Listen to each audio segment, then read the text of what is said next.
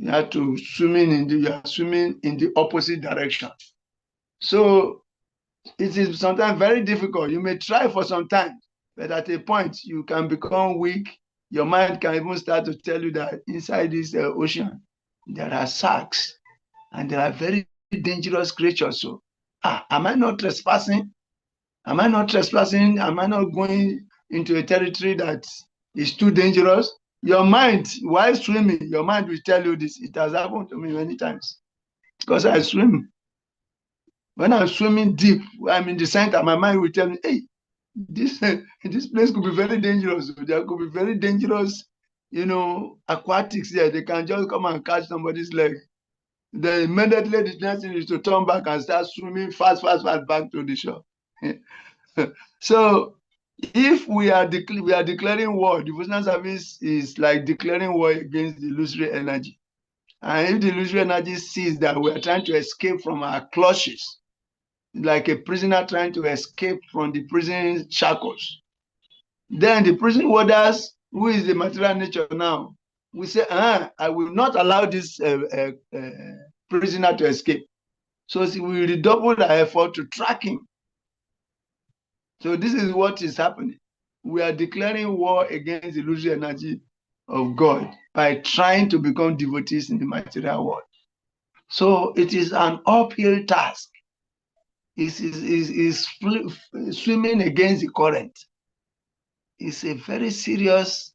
So if along the line, if our minds can succeed in distracting us, because our determination is not strong enough, the mind take advantage and distract us, and we cannot continue to the end. What happens? We have already left the shore, this side, we are crossing to the other side, we are in the middle, and now we are not ready to continue. We are distracted. What happens to us? Do we lose completely? Like a cloud, a small cloud that has broken loose from the big cloud, now it cannot get to its destination. Are we going to be tossed up and down by the wind in between? Like a ribbon cloud? This is what Arjuna is asking. If in case we are unable to complete this process of self-realization, we will not attain the goal, and we fall out, either due to worldly mindedness or due to inattentiveness or lack of determination on our part, what happens to us? Like you and me, many devotees that are blue. Arjuna is asking, if a devotee bloops, what happens? Does he perish like a ribbon cloud? Is everything finished for him, or does he have some gain? If a devotee bloops, after performing devotional service for many years, if he bloops, what happens? This is the question Arjuna is asking. So the next two verses are a continuation of the same question. So let us read them in sessions. So 38. Kasheno baya vibrastas chinabira chinabram ivanasyati apratisto mahabao vimudo brahmanapati. Almighty armed Krishna, does not such a man who is bewildered from the path of transcendence fall away from both spiritual and material success and perish like a ribbon cloud with no position in any sphere? Arjuna is asking Krishna a continuation. Does he become like a ribbon cloud with no position in any sphere? He has left his home. He's on the way to a particular destination. He has not gotten to the destination. Now he's distracted. What happens to him? Does he lose the beginning, his parents, a good relationship with parents, his education, his material pursuits, ambitions, or going to heaven to enjoy all that desire? He loses it completely, and he doesn't get to the spiritual world. So what happens to him? What is the situation? Arjuna is compounding the question, is giving momentum to the question by asking further like this. And Krishna is indirectly addressing Krishna as Almighty armed one. That means you are mighty armed. You are mighty armed to protect your devotees. So can you protect me in this condition where my consciousness is now getting polluted and I'm living the world? Can you protect me? Will you use your mighty arm to protect me? Hmm? Will you use your mighty arms to protect me? Oh, mighty armed one, can you protect? Please, I want your protect me with your mighty arms. This is what he's asking. Because my consciousness is getting affected by all these distractions and lack of steadiness and lack of determination. What happens? So somebody read the purport, please.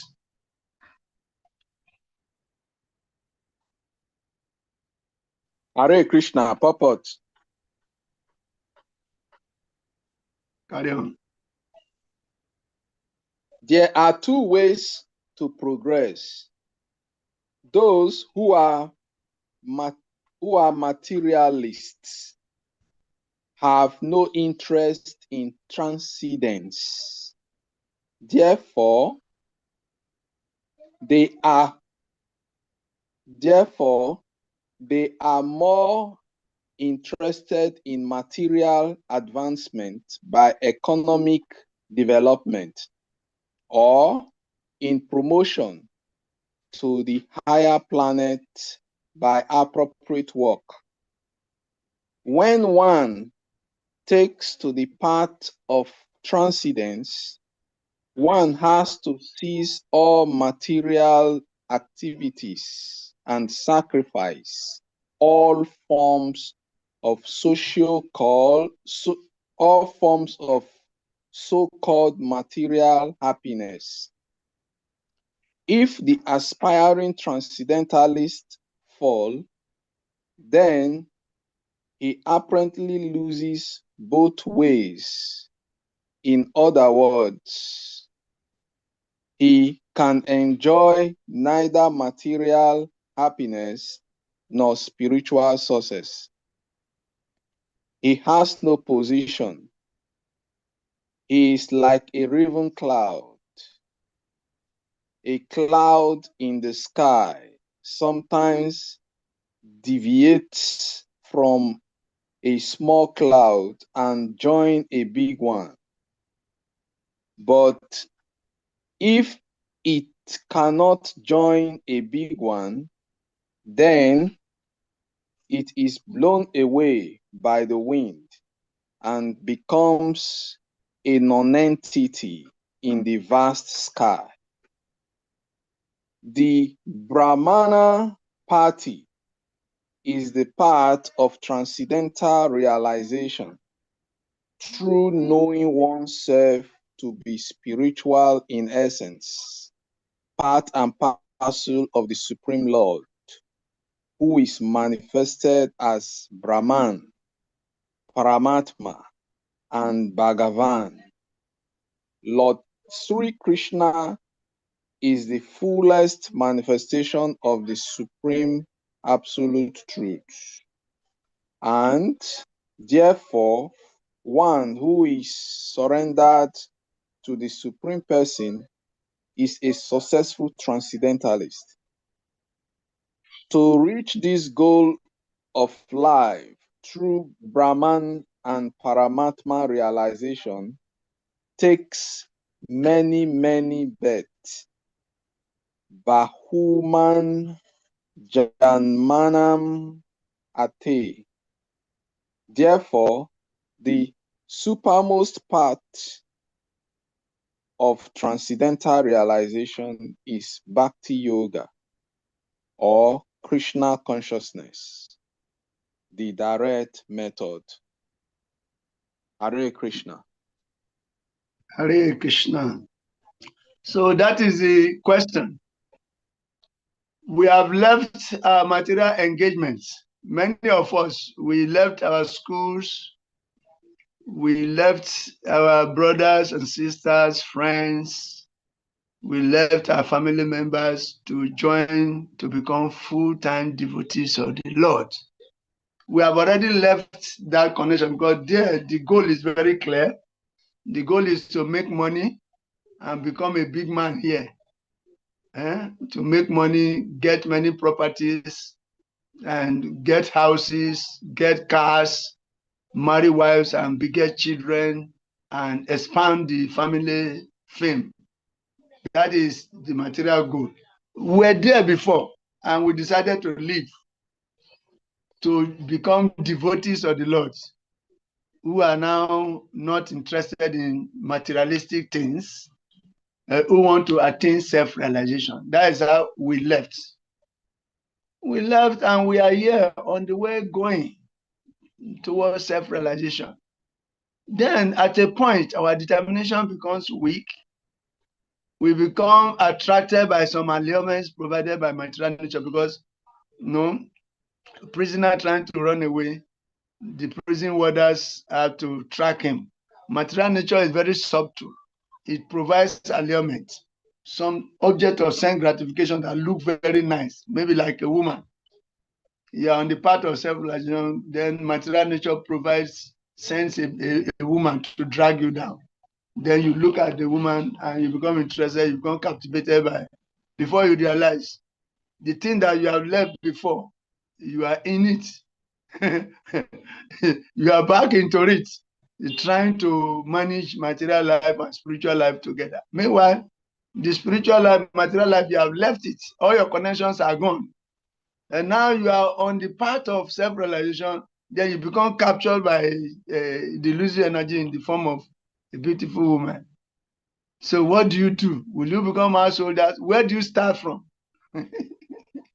Where do you start from? Are you going to go back to try to start some business? Then where is the money? Are you going to go back to your parents to support you? But you left them when they felt they were having so much hope on you. You left them. Say you are practicing spiritual life. Now you're going to go back to them to tell them that, okay, you have made a mistake, that they should give you some money to start business. What do you do if this happens to you? Do you lose spiritually and materially altogether? This is the question Arjun is asking, and he's compounding the question. He's making it more intensified. So if this happens like this, in the case of this Ashtanga yoga, especially Jnana yoga and Ashtanga yoga, for that one, it takes many, many lifetimes before you can achieve the ultimate goal of self-realization or Paramatma realization. It will take you a very long time. After many, many births, Baunam Janmanam Ante Gyanavam Prapadi Ante Vasudeva Sarvaviti Sa Mahatma Sutrulaba. Such a person who attained that is very, very rare.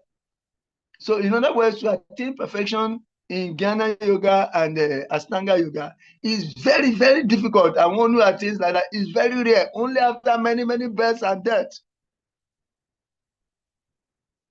So Srila Prabhupada is saying that births, juxtaposing this with Bhakti Yogi or Bhakti Yoga, we see that Bhakti Yoga process is very simple and sublime.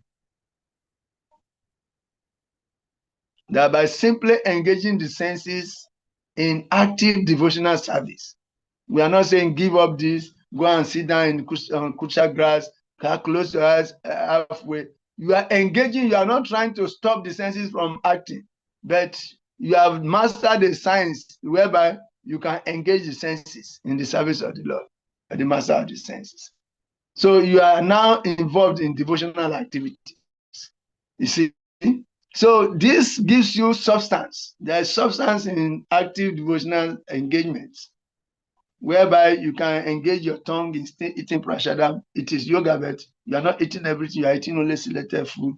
You can use your legs. You can dance. You can move to places, but you are not moving to places to go and do nonsense. You are going to preach. You can dance with your legs, but not to mundane music. You can sing with your mouth, but not mundane songs, but spiritual songs. Replacing lower engagement with higher engagement. This is Bhakti Yoga. And this gives you the higher taste that will enable you to abandon the lower taste automatically. So the process of Bhakti Yoga is far, far sublime, simple, and very, very reliable than the Ashtanga Yoga, and especially in this age. So this is what Srila Prabhupada is emphasizing here. So we Bhakti yogis, we have to count ourselves most fortunate, and we have to take to the process. Arjuna is asking this question. Krishna has not started answering him. He will compound the question with one more question to hammer it home. We ramify it very well with the next question before Krishna will start answering him. So this is where we are. Let us hear the monk, because what Arjuna is asking is practical. It is practical. It is our life. Somebody who has left his parents for devotional service, and after doing devotional service for many, many years, like some of us now, like me, if I'm saying I'm going back to reunite with my parents, with my community, to go and look for some position, they will just look at this one. He has wasted all his life, because from their calculation is a waste, because you are not bringing any material, you're not coming back with money. If you go back with money, they welcome you, hey, they worship you. But you go back without any money, they will look at this as a failure, because your schoolmates have built many, many houses. Some are married, they have children, some are very deep in business, they are making lots of money. But you have abandoned all this in the name of God realization. And now you are coming back empty-handed. You want them to give money for you to start or what? You better go back to where you are coming from. That is how they will relate to you. Go back to where you are coming from. Wherever you invested your youth, remain there. We don't want to carry liability in the form of an old man. Please go back to where you are coming from. Where you spent your youth, that's where you should stay. So Arjuna is still asking the question, he's compounding it. He wants to holler, he's thinking that he's hollering Krishna. He's giving him question that he cannot answer. This is what Arjuna is thinking.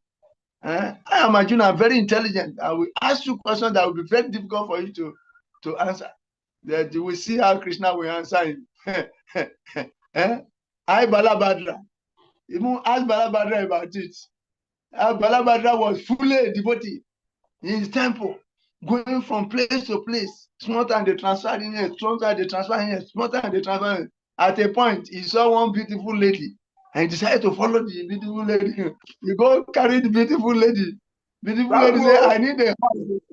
I cannot continue to pass the temple like this, so you have to rent a place so that we can cook. And we can cook what we want to eat. We have to lock our door when we are going out. Not that you are in an ashram. Everybody can enter the room anytime. We don't want. We need some privacy. What are if you want to go? How do we do it? So, Balabhadra, let us go and rent a place. If you say you are a man, if you consider yourself a man, you are not thinking of trying to become a man in this way. You are thinking of becoming a man as a self-realized soul. Now, pure devotee, a sannyasi and a guru. That was how you wanted to show your manism before. But now you have gone to take a mataji because of desire for self-gratification. Also successful. So, I'm now telling you to do your duty as a griyasa or somebody who wants to enjoy the senses. You will produce children. You need to work. You need to send them to school.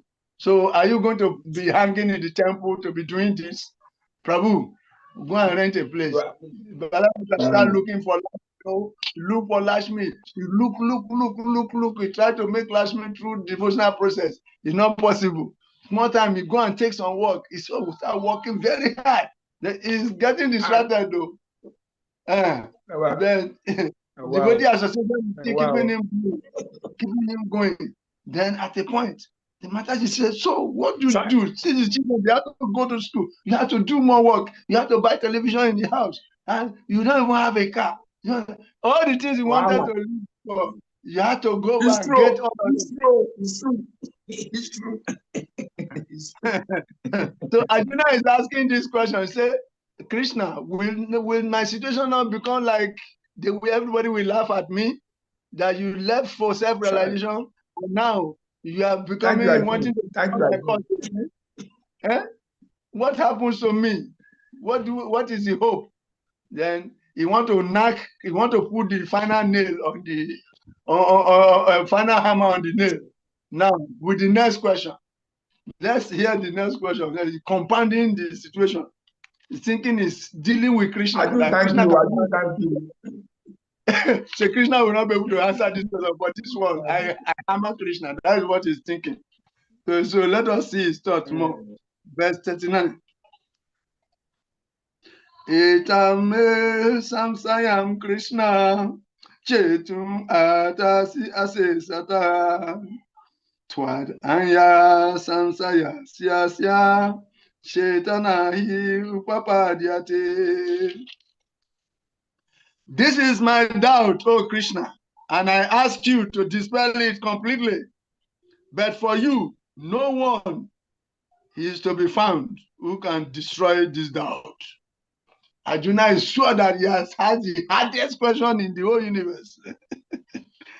Now, only a spiritual master can clear this question. Nobody else can answer this question except Krishna. He said, truly you are Krishna, answer this question. Satisfy me. Oh yeah, I've challenged you. So Arjuna is challenging Krishna. And Krishna is going to tell him something. So let's see the translation, the purpose here first. Hare Krishna. Purpose. Hare Krishna.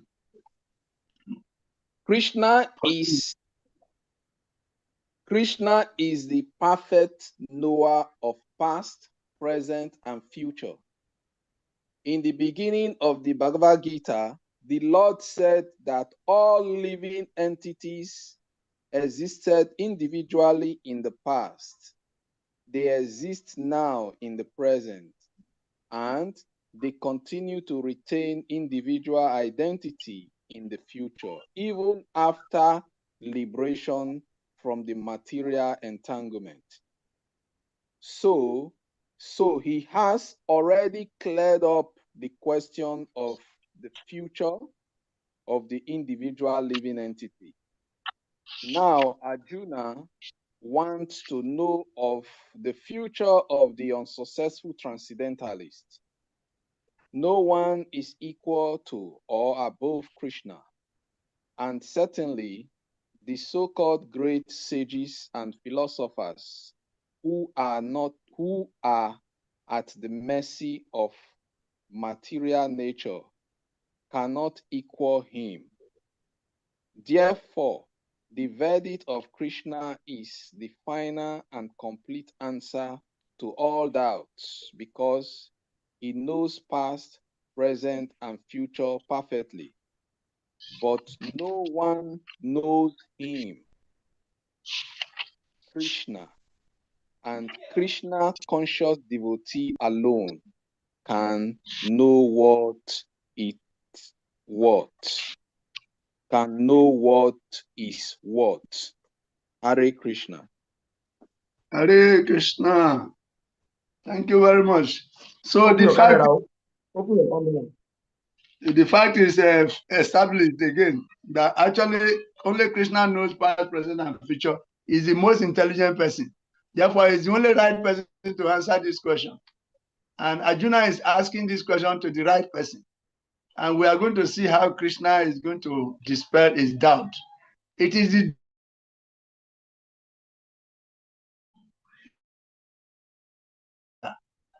he should present his doubts before the spiritual master, and it is the duty of the spiritual master to clarify all the doubts of the disciple so that it will take him to the next level. So spiritual mastership is a position of high responsibility. Spiritual mastership is a position of high responsibility. The responsibility of taking a devotee back home, back to God. The responsibility of clearing his doubts as they come in like waves in the ocean. It is the duty of the spiritual master to clear the doubts. So if a spiritual master's focus is not sharp, he's going to have a lot of trouble dealing with this kind of disciples. Because these kind of disciples were even in the time of Krishna. What to talk of now when Kali Yuga has become very advanced? You are a spiritual master, you are initiating a disciple, making vow to take him back to God. While the disciple is thinking, as soon as I get this initiation, I become master. Instead of thinking that I'm becoming a servant. He's thinking of becoming a master when I take initiation. all those who are not initiated. I will deal with them. And when I'm initiated, I can become a mystic. And authoritatively, I will collect money from people. Because they will see me as a senior, the devotee who is initiated, and they will trust me, and I will exploit that trust. I make sure I collect money for myself. Whereas he's supposed not to collect money for himself at all. He's supposed to collect everything, make a collection for supporting his spiritual master's mission. Say, I will collect a determination, I will collect money for myself, and I will start putting money down. I will open a bank account, and I will raise money. By the time I become Brahmana, I've already gotten money to buy lands, and I will start the foundation of my house. By the time I become Brahmana for three years, my house will be complete. And when my house is complete, I will let them know that I'm an intelligent disciple. I will bullshit them. I will say, what is Krishna consciousness? Krishna consciousness is not true Krishna consciousness. We will tell them that it's not true Krishna consciousness that he got his money. It is not true devotional service. I got my money. I had my connections. And I didn't give them up. Now I got money. I built my house. I'm not interested in any service in the temple again. He pack himself and he go to his house. Sorry. And he go and start living there. If devotees need me, they will look for me. When they look for me, they will worship me. Then I will give them donation once in a while. Sorry.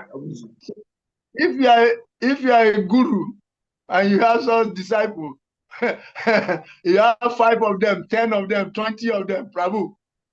How are you going to take these disciples back to God? How can you purify their consciousness and take them back to God? You see? So, guruship is not a cheap position. And discipleship is not a cheap position either. So, if you become a guru in Kali Yuga, Prabhu, and you have all kinds of disciples who are ready to disobey you, right, left, and finish you and just match your body and go and build mansion for themselves, what will you do? Fortunately, Arjuna's guru is Krishna. Krishna is Yogeshwara, and he's the supreme mystic. He knows past, present, and future. So he knows everything about everybody. So there is no way you can trick him. He knows your mind. Therefore, he knows how to deal with you. You see, he knows how to encourage you and gradually raise you. After all, he's the one who has positioned some people as demigods because of their desires. Their desire for self gratification. He has positioned them as demigods. And they are thinking they're enjoying, but they must do devotional service to go to the next level. He has positioned some people as rich men here. Some people in a poor family. He has positioned some people in the body of cows. He has positions of living entities in the body of goats. He has positions of living entities. It's not Krishna never tires. He's full of potency, full of energy, full of knowledge, and is always active. Old age does not even attack him. Time is his servant. He's that kind of person. Arjuna has his spiritual master. So if me and you will come and get somebody as a spiritual master who is politically minded and who is thinking of how to exploit you to also himself build a mansion for himself secretly, how are you going to do this? How are you going to progress? Where is the hope? So Arjuna has asked this question. He's thinking he's hollering his guru with a terrible question that only Krishna, only God can answer. If you are not God, you cannot answer this question. This is how Arjuna is hollering Krishna. This is what he's thinking. Then Krishna is going to clarify these thoughts. He's going to clarify these thoughts in the next verses. Okay? Meanwhile, are there some questions and commentaries on these points before we go to the next verse where Krishna will start to answer Arjuna?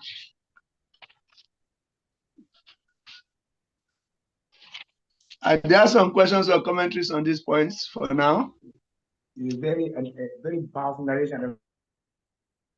What can we do?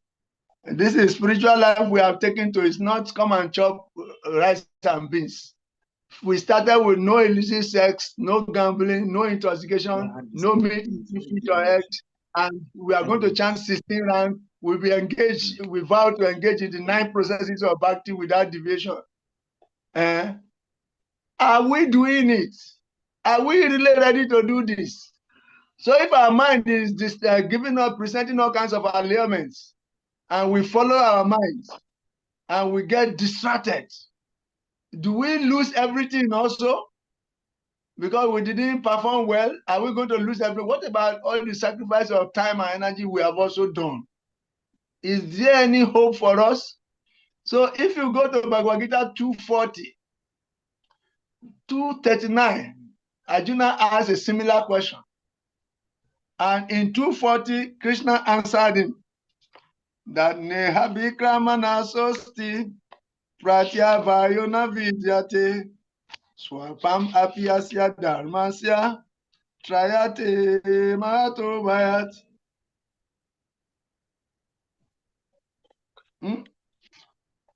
So this is it. So in this endeavor, there is no loss or diminution. And a little advancement on this path can protect one from the most dangerous type of fear. If you read the purport, you will see. In this endeavor that we are in, this is how beautiful devotional service is. In this endeavor, there is no loss or diminution. Even if you fail, there is no loss. And a little advancement on this path can protect one from the most dangerous type of fear. What is the most dangerous type of fear? The most dangerous type of fear is the fear of losing the human body. Yes. Therefore, at least one is sure to have a chance in the next life of being born again as a human being, either in the family of the great cultured Brahmana or in a rich aristocratic family that will give one further chance for elevation. That is the unique quality of work done in Krishna consciousness. You see the unique quality of work done in Krishna consciousness? There is no loss or diminution. Yes. So don't fear that you have blessed Balabadraji. Don't fear that you have done so much devotional service. So Masucha, you have done so much devotional service. You sacrifice so many things, and you take to them. Then you are captured by somebody, and you are not. You know the science. The science is to engage everybody that finds a way in devotional service, and that's what you are doing. That's why you are in this class. So you are on the right path. Okay? But Krishna has assured Arjuna before. Arjuna is asking like as if he forgot. Anandaji, please mute your mic. Anandaji, Prabhu, mute your mic.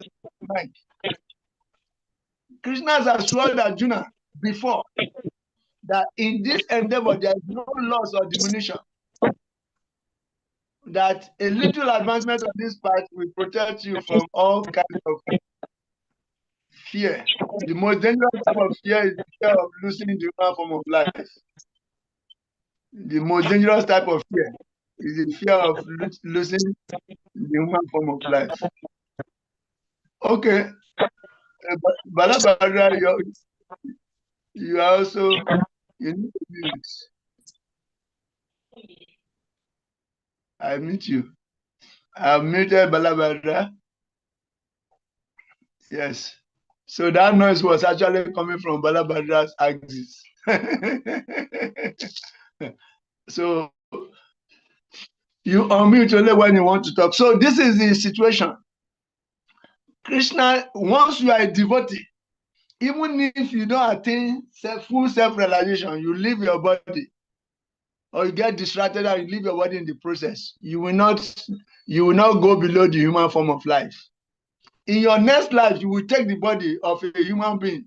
And not only just a human being, you will take a body in a very highly cultured family, Brahmana family. You will be born as a Brahmana.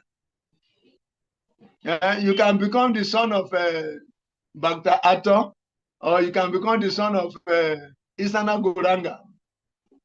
You can even become the son of Oyeka God, Jehovah. Highly cultured Brahmana. You can become a son there. If it is you are further fortunate, you can become the son of a guru, a Griyasa guru. So that right from day one, you get opportunity to do devotional service. So there is no loss or diminution. So this is the immediate answer I will give you now. But Krishna is going to confirm this answer from verse 40 of chapter 6. Because Arjuna has asked the same question, Prabhu. And you imagine, if you do something, if you say you are invited to participate in a process, whereby if you fail, you are invited for a kind of program, that if you fail in this program, you are going to get 200,000 or 20 million US dollars. If you fail, 20 million, 50 million US dollars, and you'll be lodged in the best hotel in your country for 20 or 30 years. If you fail, if you don't succeed, you'll be lodged in the best hotel in the country for like 30 years, and you have $50 million as your pocket money all that time. Will you not try that process? Balabhadra Prabhu, will you not try the process?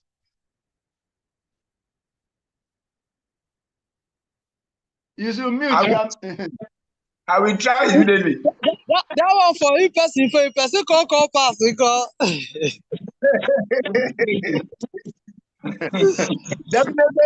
Definitely, Oyeka God will try the process.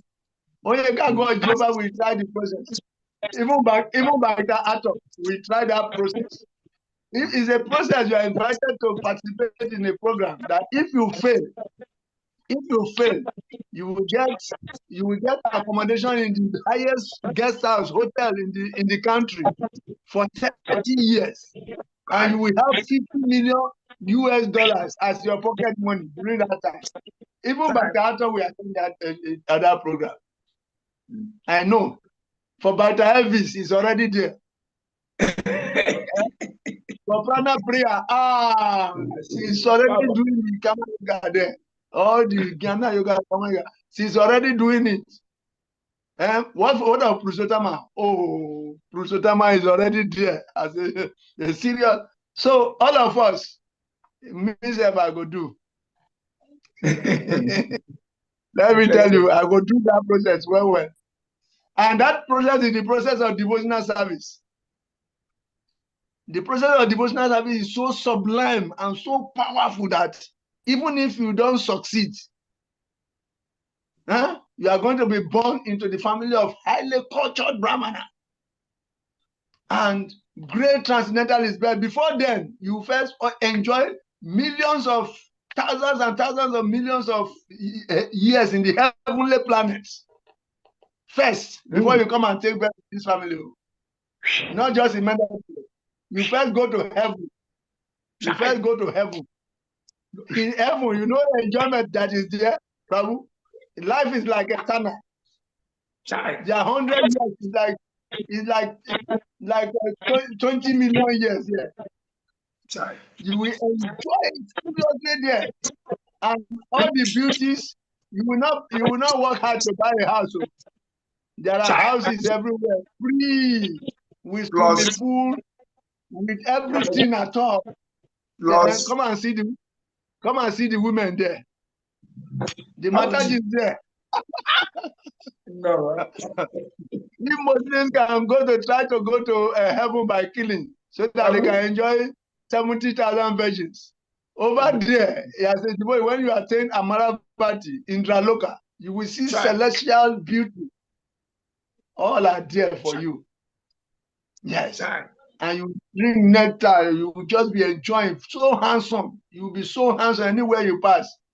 Everybody will turn, look at you. That is the kind of place you go first. You go and enjoy for hundreds and thousands of years there before you come and take birth in the culture of Brahmana's family. Imagine. So who is that intelligent person who will not participate in this kind of program? About one. Me, I will me, me, I will do. Me, I will I will do. do. I will do. I will do. And we are already doing. We are already doing. Let's continue to do. We Let's are on continue it to already. do. Yes, we are doing it already. This is the beauty of Krishna consciousness. So don't ever leave, because there is no program as profitable and attractive and beautiful, as Krishna consciousness, the process of Krishna consciousness. Trying to serve God with all your heart. Huh? And full devotional service, engaging all your senses in devotional activities, singing and dancing, talking about God. There's a very beautiful program, mystical program. Then if you don't succeed, then you go to heavenly planets. You enjoy for hundreds and thousands of years. Then you come back here, you'll be born in very rich aristocratic family or in the family of transcendentalists. That's the Prabhupada's family. Then you continue your devotional service from there. Who is that intelligent person who will not participate in such program?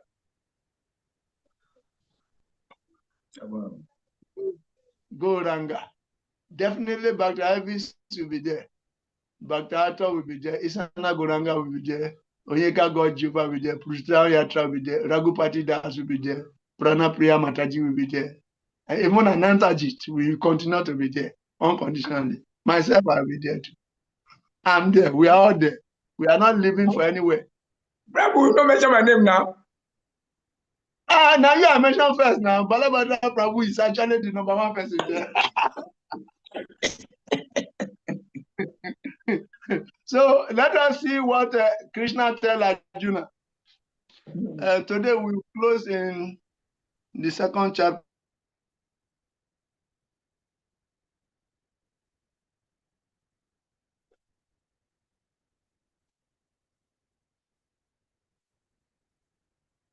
Okay.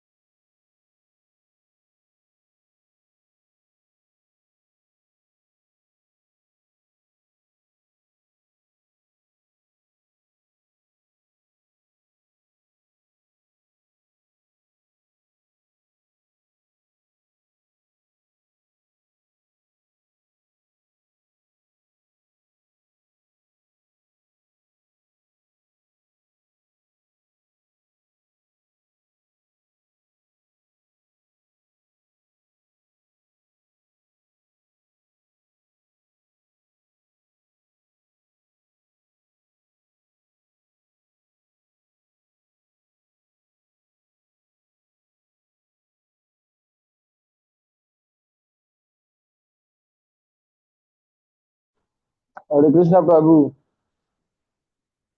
Hare Krishna, my dear fellow students.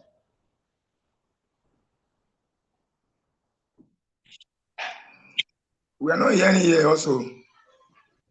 We are not hearing here. Maybe something's wrong there. Their network. Yeah, I think he has network challenge. I'm not hearing here. Power has gone offline. Hare Krishna, the devotees. I don't know, maybe it's network issue.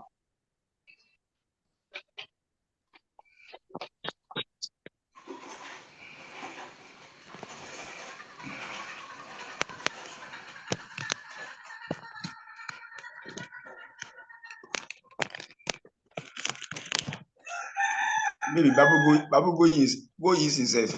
We'll soon come back. Prabhu Raghupati, can you hear me? Everybody is hearing you clearly. Prabhu We Raghupati. can hear you. We can hear you, Mataji. Raghupati does hear me. Mataji, Yes, please, can you give the host to this device, Prana Priya? Mataji, please, you said. Can you give the host to Prana Priya? Give the host to Prana Priya, Mataji. Okay. Yes, the host went to you and Prabhu went out. So kindly give it back to Prana Priya.